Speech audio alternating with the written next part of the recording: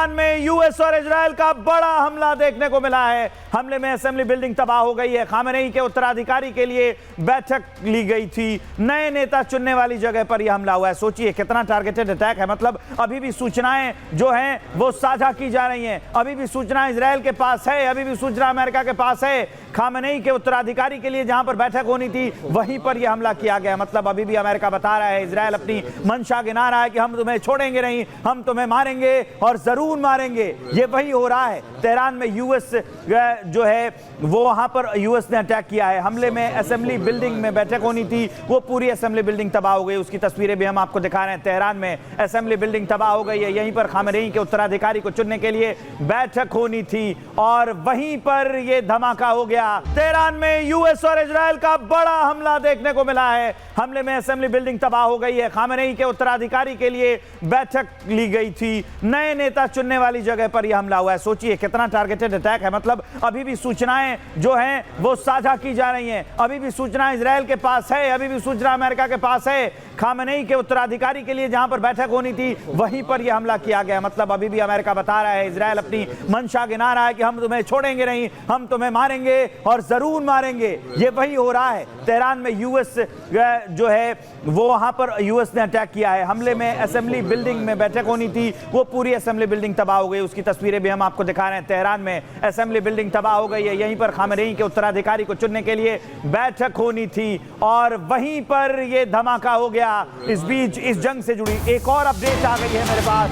Iran ने Israel पर दागी है सुपरसोनिक मिसाइल है। सुपरसोनिक मिसाइल दागने की तस्वीरें भी सामने आई हैं। आप सोचिए सुपरसोनिक मिसाइल है, कितनी ताकतवर और विध्वंसकारी ये मिसाइल आसमान को चीरती हुई अपने टारगेट को भेजेगी और उसके बाद वहां सिर्फ तबाही बचेगी, वहां सिर्फ बर्बादी बचेगी, वहां सिर्फ मलबा बचेगा, वहां सिर्फ धुआं बचेगा, वहां सिर्फ आग बचेगी, वहां सिर्फ राख बचेगी। ये तस्वीरें वही बता रही हैं। ये जो आवाज, ये गर्जना मिसाइल की आप सुन रहे हैं, इसके पीछे ये सारे शब्द, ये सारी भावनाएं, ये सारी बर्बादी, ये सारा विनाश इसी के अंदर छुपा हुआ है जो हम आपको ये तस्वीरें दिखा रहे हैं। एक और अपडेट जान लीजिए क्योंकि युद्ध का क्षेत्र है। बड़ी बड़ी खबरें आ रही हैं। यूरोपीय देशों को ईरान की चेतावनी, युद्ध में कूदे तो गंभीर नतीजे भुगतने होंगे। ईरान ने साफ हिदायत दिया है, ईरानी मिसाइलें यूरोप तक हमले में सक्षम है। तो ईरान तो ये बता भी चुका है। ईरान ने एक साथ कई वॉर फ्रंट खोल दिए और अब उसने कहा है कि अगर युद्ध में कूदे यूरोप के देश तो सारे देश हमारे जद में हैं। एक और अपडेट है, खाड़ी देशों में ईरानी हमलों पर जर्मनी नाराज हो गया है। ईरानी राजदूत को जर्मनी ने तलब कर लिया है, तत्काल मिसाइल ड्रोन हमले रोके। ईरान ये कहा है जर्मनी ने खाड़ी क्षेत्र में सहयोगी देशों पर हमले गलत हैं। खाड़ी देशों में हमारे सैनिकों और नागरिकों में डर फैला हुआ है। ये जर्मनी का कहना है कि खाड़ी देशों में जो अटैक हो रहे हैं तो वहां पर जो जर्मनी के नागरिक हैं उनसे बड़े घबराए हुए हैं जर्मन, इसलिए उन्होंने चेतावनी दी है। कहा है तत्काल मिसाइल ड्रोन हमले ईरान रोक दे, ऐसा जर्मनी का ये कहना है। ये अपडेट हम आपको बता रहे हैं। हमारे सैनिक और नागरिकों को छोड़ेगी जर्मनी का कहना है। इस बीच एक और अपडेट है, तेहरान के गुलिस्तान पैलेस को नुकसान पहुंचा है। पैलेस को बहुत नुकसान पहुंचा है। इजरायल के हमलों की जगह से यह नुकसान हुआ है। यूनेस्को वर्ल्ड हेरिटेज साइट है ये गुलिस्तान पैलेस। तस्वीरें देखिए, अब ये खंडर में तब्दील हो गई है। अब ये गुलिस्तान पैलेस जो कल तक बड़ा यहाँ एक खूबसूरती पसरी हुई थी, अब देखिए ये कुरूप हो गया है। अब ये ऊपर से गिरी हुई छत बता रही है कि अब गुलिस्तान पैलेस पहले जैसा नहीं रहा। अब गुलिस्तान पैलेस बदल गया है। यहाँ पर धूल, मिट्टी और ऊपर से गिरी हुई छत, नीचे के फर्श टूट गई है। अब उसके सुंदरता में वो कालिख दाग मिसाइल का लग चुका है इस युद्ध का। किसी भी ऑपरेशन के लिए हथियार नहीं, किरदार चाहिए होते हैं। ये भी अहम बात है। ऑपरेशन के लिए हथियार नहीं, किरदार चाहिए और किरदार हर किसी के पास नहीं होता है।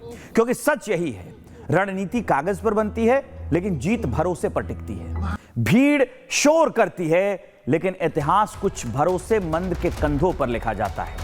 हमला ताकत से नहीं, तालमेल से कामयाब होता है और तालमेल वही बनता है जहां भरोसा डर से बड़ा होता है। क्योंकि ऑपरेशन की सफलता गोपनीयता से शुरू होती है और वफादारी पर जाकर खत्म हो जाती है। ऐसा हम अमेरिका के परिप्रेक्ष्य में कह रहे हैं, इसलिए ये हमले हो रहे हैं। जरा एक रिपोर्ट देखिए।